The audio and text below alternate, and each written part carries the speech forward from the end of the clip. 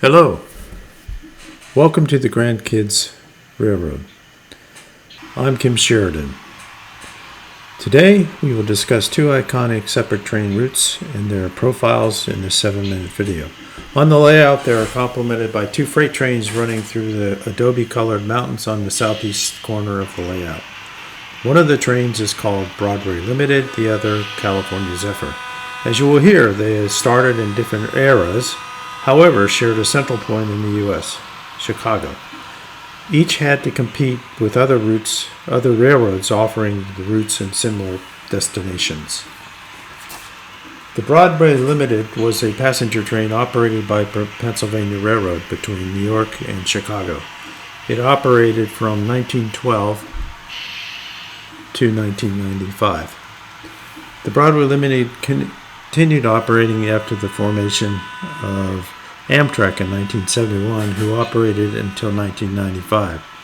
The train's name referred to is not Broadway as in Manhattan, but rather the Broadway of the Pennsylvania Railroad's 4-track right-of-way along its majority of the route. The trip traversed the route in 16 to 20 hours. As equipment was upgraded, it became lighter, so faster.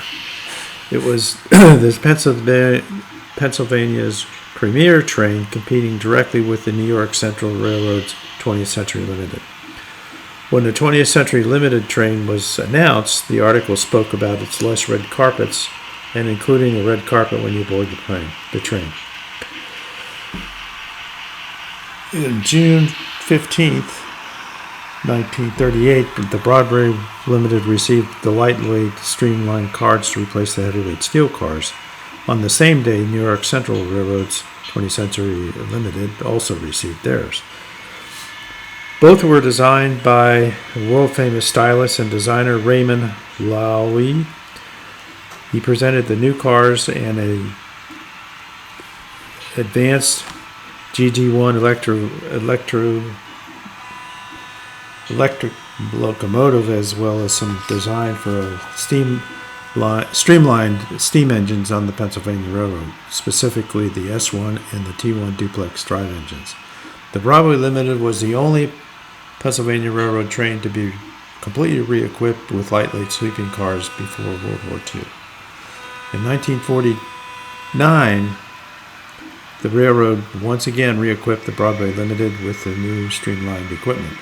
All sleeper trains carried compartments, bedrooms, duplex, roomettes for a single occupant, and drawing rooms for 3 people.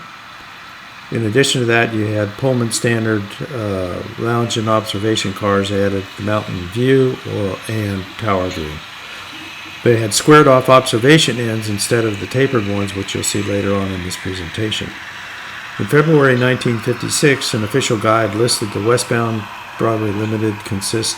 Had 14 cars normally assigned, 9 sleeping cars, 1 additional sleeping car from the New York, continuing through to Los Angeles on the Santa Fe Super Chief,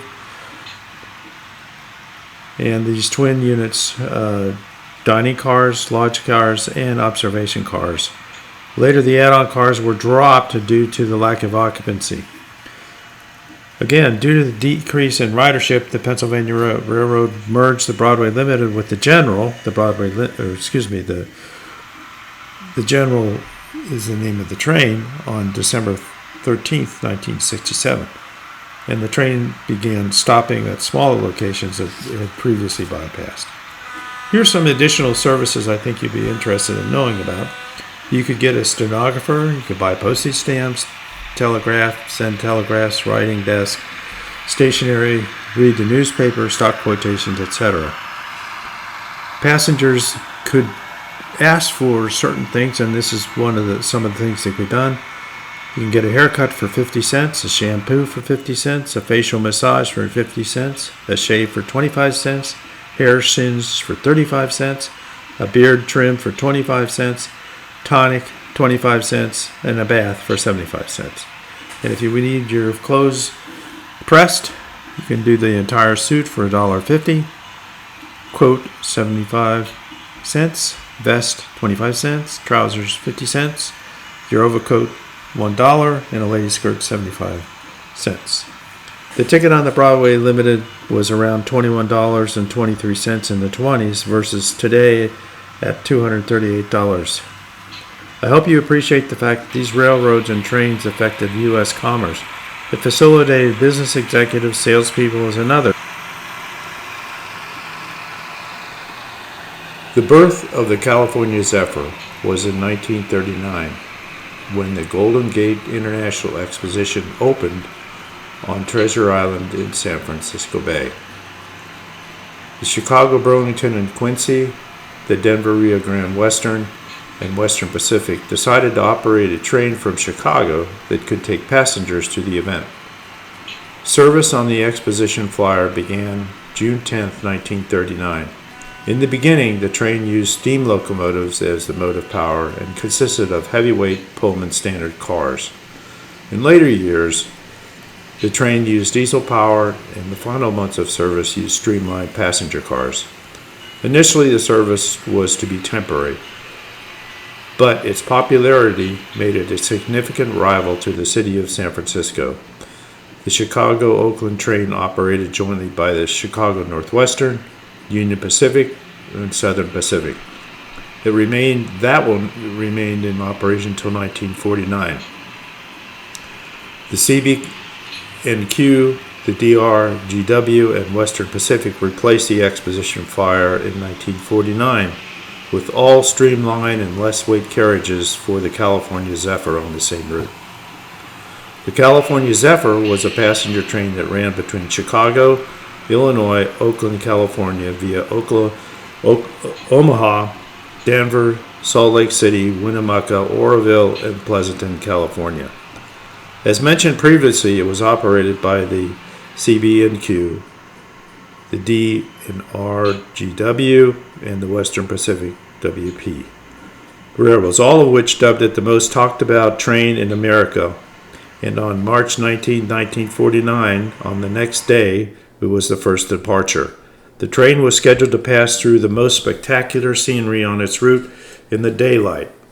The original train ceased operation in 1970 and turned over operation to Amtrak, though the DRG&W passenger service, the Rio Grande Zephyr, between Salt Lake and Denver, using its original equipment until 1983.